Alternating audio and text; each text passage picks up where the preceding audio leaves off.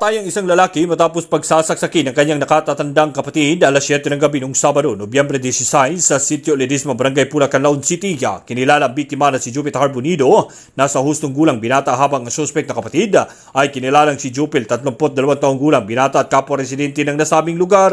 Sa inisyal na investigasyon ng PNP, napag-alaman na may maliit na pagtitipon kasama ang kanilang pamilya sa nasabing lugar kung saan lasing ang biktima.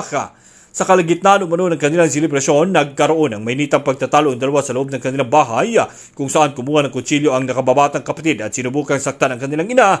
Ngunit agad naman na kumuha ng kutsilyo ang nakatatandang kapatid para labanan ang biktima at ipagtanggol ang kanilang ina. Hindi napigilan ng suspect ang kanyang sarili kaya sinaksak nito ang biktima sa ibabang bahagi ng katawan, dahilan para dalhin ito sa Canao District Hospital para mabigyan ng agarang lunas, ngunit idineklarang itong dead on arrival ng doktor.